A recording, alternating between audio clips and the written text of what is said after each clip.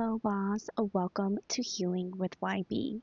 In today's episode, it is going to be talking about relationships because today is the 1 year anniversary of me becoming a wife.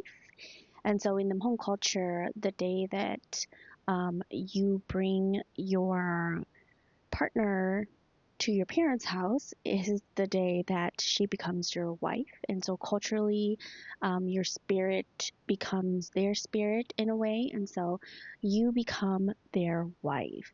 And so today marks that day of me becoming a wife.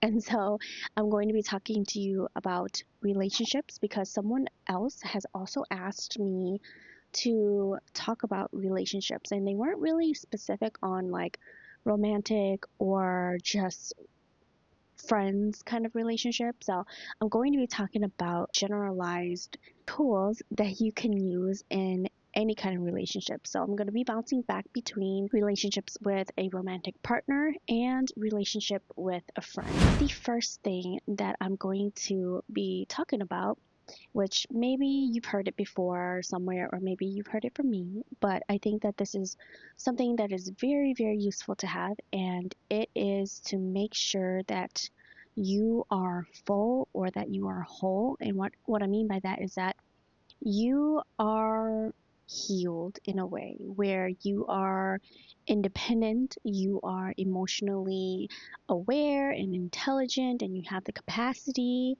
You practice self-care, self-love, and you have self-value. Those are the things that you have worked on or you continue to work on.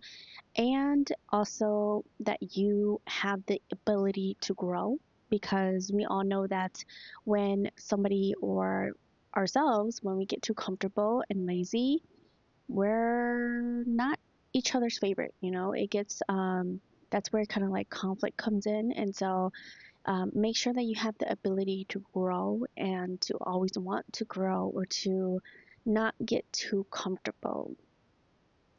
If you are not as whole as possible, then there will be constant problems in your relationship, because it could be, for example, let's say that I'm somebody, and this is true too. I was somebody who was not really capable of being independent. Like, I was really codependent because of my trauma, that I really relied on a partner to go everywhere with me, do everything with me, and being alone, being in solitude was something that was not in my dictionary. Like, it was not present at all, and I struggled to be alone. Like, even if I was doing nothing, I wanted to do nothing with having that person there.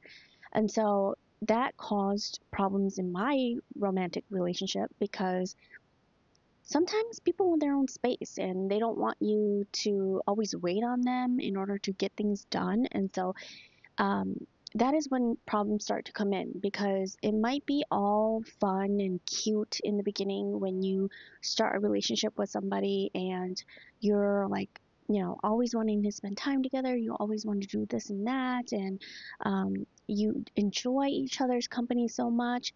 But later on down the line, as you continue to build your relationship and you continue to live this life together with each other, you notice, or there are things where the other partner might not be able to be there, and it's going to be difficult because you will have always have known that your relationship was codependent on each other. So things start to get kind of confusing and you start to have conflict. And so that's why it's important to be as full or as whole as an individual as possible. Of course, nobody's gonna be entirely whole or entirely full and all of these things. I think naturally, when we are vulnerable as humans, we will be codependent on somebody to help us in a way. That's human nature of us to seek safety somewhere, or when we need support, like that's natural. But what this full and whole thing that I'm talking about is, as much as possible, like, don't be so codependent that you can't go to Target by yourself. Just don't be so codependent that you can't enjoy a meal by yourself, or that you can't be in a room by yourself. And so those are examples of things that when you don't have, it can, cause problems in a relationship. Another tool is acceptance. Accept this person even for their minimal flaws. Everyone will come with baggage, no matter how whole they are. No one will be perfect, and you will have to be willing to accept their imperfections as well. Know that you can't change them, but you can lead by example if it's healthy habits or hobbies that you're trying to encourage them to do. I think that a lot of us have expectations of our friends and partner, and so we want them to meet our standards in some kind of way. But I think you really have to understand that we all have different kind of experiences, and things have shaped us to be very different. And so if you're looking for somebody that is perfect and that will be the best friend to you all the time, it's like one in a million. It's hard to find. And so you have to be willing to accept that person for the minimal flaws as well. If you want relationships with people, you have to accept that the relationship requires you investing in people and trying. So sometimes some of us, we think that the relationship is just so easy and it's just going to work out, and if we are compatible, then we're compatible. Well, in any relationship, even if you have that, there will be times where you will have to work it out. Like, it's not ever going to be where you and that person is always going to be agreeing on something, or that something's not going to trigger your partner or you in some kind of way. And you have to be willing to invest in that kind of relationship where you're trying and working things out. Accept them for what they give as an individual and don't compare them to someone else. And for example, your partner, right? Your partner might slack on something your previous partner did that was wonderful, but it may not be your current partner's cup of tea. Accepting your partner's differences from your previous ones is something that is kind of hard to do sometimes, especially if it's good things that your current partner is slacking that unfortunately your previous partner had, and now your current partner doesn't have.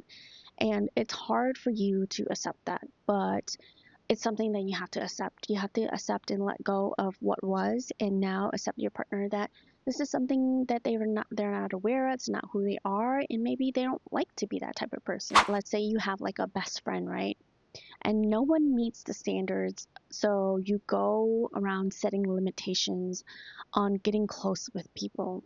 But let's say that this person, they might be doing something great that actually benefits you too, and they might not fill up everything in your standards, but let's say that maybe they're good at listening to you, or this person might be fun to party with, or this person might give great advice. You don't have to limit yourself just because one person doesn't meet everything that you'd like or everything compared to your best friend.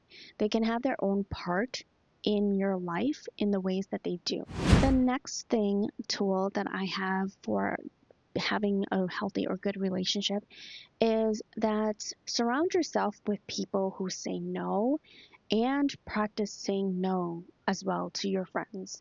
And what I mean by that is when somebody does something wrong, or when you do something wrong, make sure that you have somebody that holds you accountable, and surround yourself with people who hold you accountable, and you hold your friends accountable too.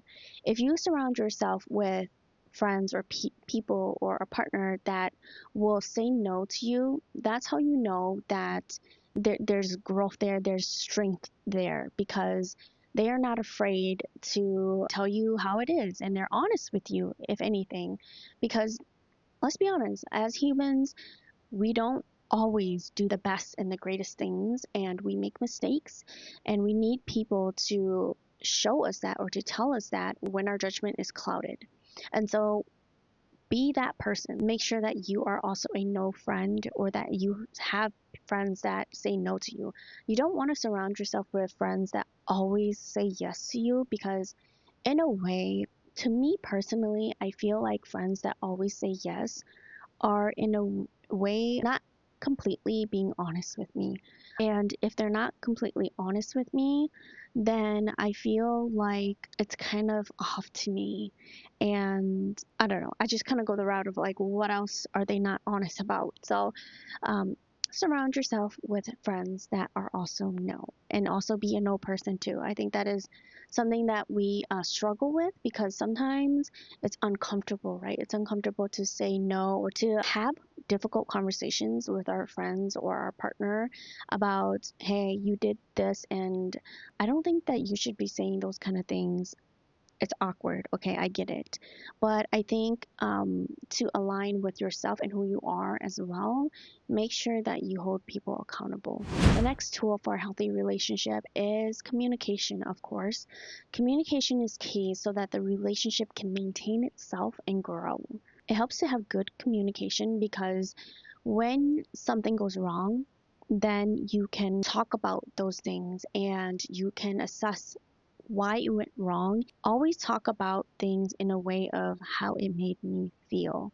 When you talk about things about how it made me feel, then you're not really blaming the other person for what they did, but you're talking about yourself, and you center it within you. So it's not pointing fingers at anybody, but he or she can't tell you what you feel. And so communication is key. And when you communicate about these types of things in that kind of way, you don't build resentment. And resentment is when relationships start to go downhill. Something that we have to understand is that we are all humans with different experiences, and we won't always know what the other is thinking or how they interpret something.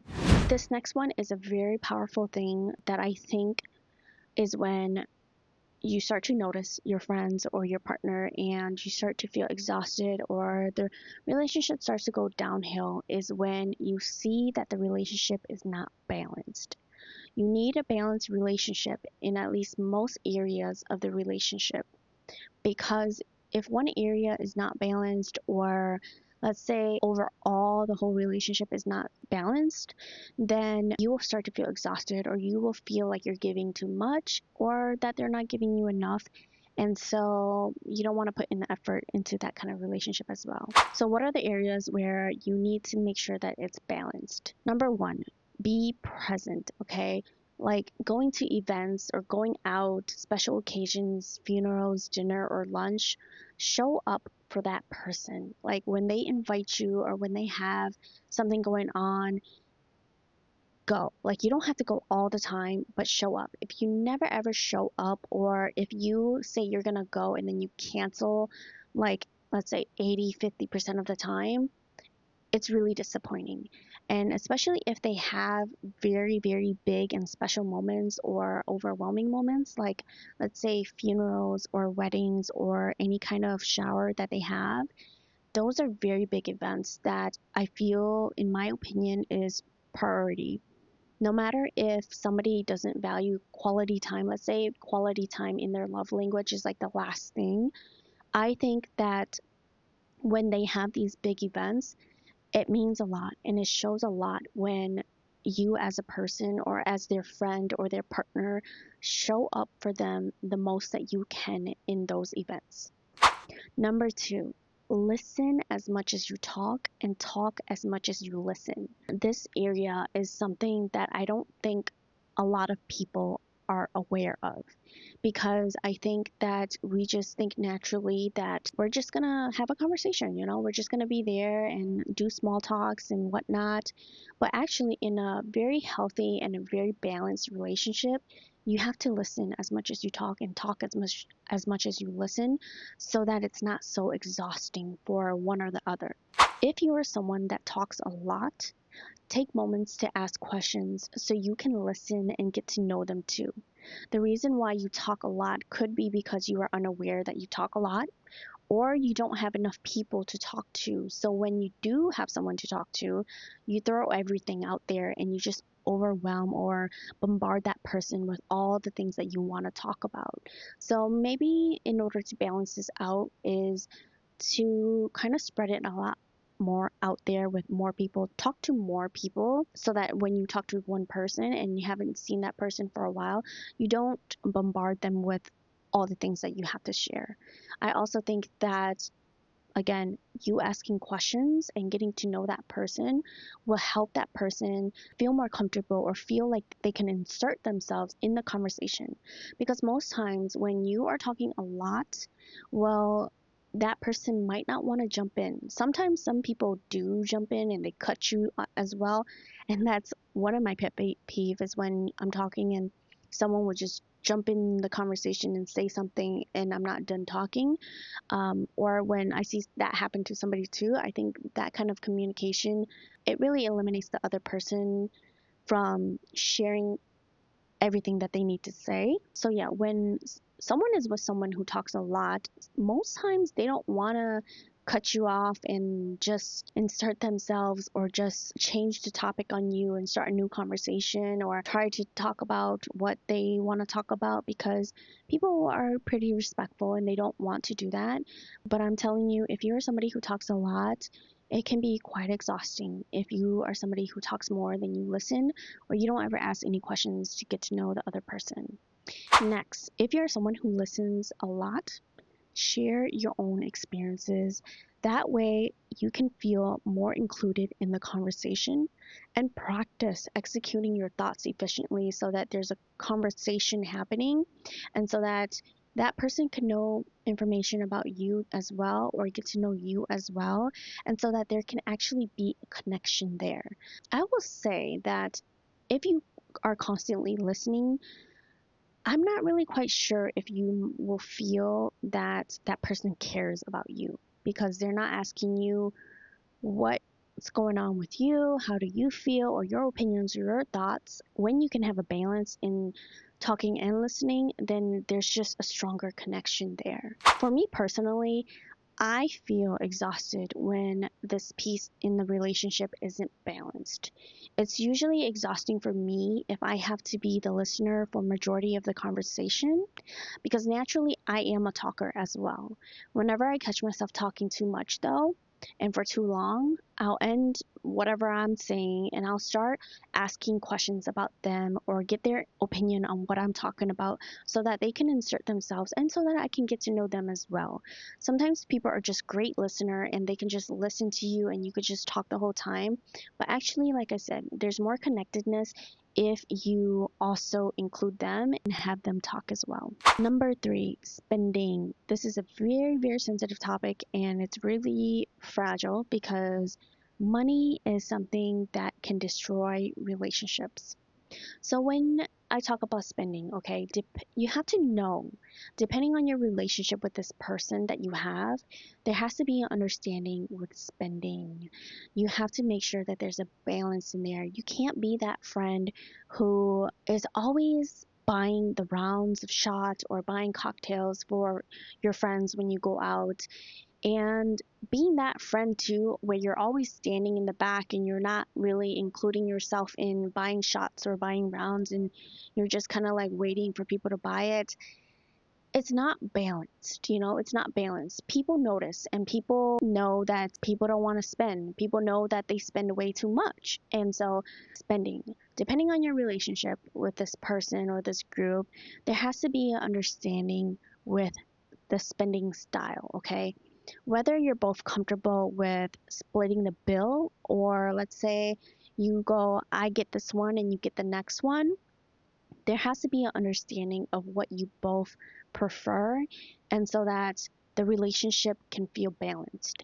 If there are moments where the relationship doesn't feel balanced, you will notice that there's actually no connectedness in that, and that people stay away from people that don't match their spending style, because the spender can't always be the spender, and the person in the back chilling can't always be the person chilling and never paying. Or let's say you don't like to split your bills, but let's say you have them pay for the most expensive bills all the time and then you only pay for like ice cream.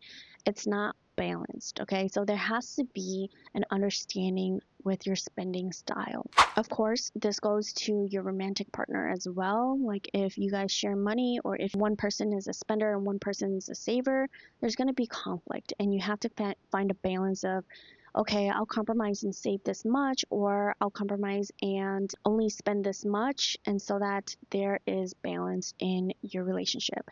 Because in your romantic relationship, you are building an empire together, or you are building a life together, and your life together can only grow as much as you two put into that. And financially, if you can't put that into that, then it's going to be unbalanced. It's okay if for a certain period of time, let's say kind of like my situation right now, I'm podcasting, I am self-employed, I don't have money coming in the best that I am expecting right now, and so there's a struggle, but I have deadlines and I have agreements with my partner on what my plan is and what my goals are, and so there has to be some kind of understanding on where you guys can both meet and how you guys can both move on and understand each other in your spending area. Lastly, one of the most powerful tools to help you maintain a healthy relationship or to be a better friend, a partner, is to have this tool. And this tool is for you to understand what they need, as in these three things, okay? Ask yourself or ask that person, do they want you to listen? Do they want you to give advice, or do they want a hug? And these three things are three things that when people come to you, they want from you. It's either one out of the three. Or maybe it's all, maybe it's everything that they need. But I'm telling you, when somebody is overwhelmed and somebody has their emotions driving them to like vent to you, not everybody is asking you for advice. You have to be able to understand what they need from you. And if you can't understand, if the clues are not present on what they need from you, then you can even ask them, do you just want to vent to me, and do you just want me to listen, or do you want me to give you advice, or would you prefer a hug right now? You can ask them those things. So how to listen to them. Don't give them advice or your own point of view on how you see things, but just comfort them with words like, I'm sorry that's happening to you, and use some of the things that they share with you to comfort them, like, sorry your man didn't validate you and it made you feel that way. It wasn't right for him to hurt you like that. You can say things like that without inserting your opinion and your thoughts. This way, you are validating them and you are making them feel seen and heard. With giving advice, most times people jump to giving advice when someone comes to them, but that's not always the case. Sometimes people are just overwhelmed and they want to release that emotional feeling with someone. You can usually sense when someone is overwhelmed and when they don't want advice, when their message is kind of irrational, mean, or aggressive. And if the message is super sad or depressing as well, they don't want advice. They want you to listen, or they want a hug. And you can ask them if they want advice, and if they do want advice, then try your best, okay? This is very hard, but try your best to be mutual with moral and integrity that aligns with you as much as possible. This is what I consider to be a healthy friend, because you are honest but respectful. Let's say that your friend comes to you saying that their partner did XYZ and they don't know what to do and they want you to give them some advice. You can give them advice by saying, if I were in your shoes, this is how I would approach it. And be logical, don't let your emotions drive this conversation as well, and be that yes person and be like, yeah, screw him, you don't need him. Because if we're being honest again, most times when our friends come to us about their partners, they're still going to be with that person, and it's just an argument that they had, and then you're over here like, screw him, we don't need him in your life, we can do this, blah blah blah. Yeah, and then you look kind of silly because then they're still together and you were talking all this crap about her partner. So try to stay mutual as much as possible and comfort them as much as possible. I think that that's also very healthy to have, to be that friend, to be very emotionally intelligent and aware that you are in control of the situation when your friend is not. Now, with hugging, okay, it is natural for people, for humans, to have physical touch and to have the desire for that. Some people don't prefer it, and it may be due to a lot of other reasons why they don't prefer it. But most times, when people are experiencing something where they're talking to you and they're sad about it, they really do want a hug. And so you can ask them if they want a hug and for you to listen to them or whatnot. I feel like we've adapted in this society to be strong in our own personal space now. So this isn't something that's practiced or as common as like listening or giving advice or receiving advice. It's not as common, I feel like, in today's society, but that is something that you can do as well. All right, boss, on that note, I'm going to leave you with that. Everyone is imperfect and everyone makes mistakes. Some mistakes are forgivable and you can still continue the relationship, and some, it defines the person and they aren't for you anymore, and that's okay. At the end of the day, know that there's always room for growth within you, your partner, your friend, and your relationships, okay? As long as you and the other party is willing to try, there'll still be a relationship. So yeah, boss, I'm gonna leave you with that to sit on, to think, and all the tools that I've shared with you guys. This is something, or this is a lot of things that I practice daily with friends, with my partner, with family, with people, strangers too, that I meet. I try to practice these to be a really good communicator, a really good friend, a really good partner. I think that these are great tools to have in order to have a healthy relationship and to maintain healthy relationships, okay? All right, boss, with that being said, happy anniversary to me and my partner. I hope that you have a wonderful rest of your week, and as always, stay being the bad boss that you are. Bye.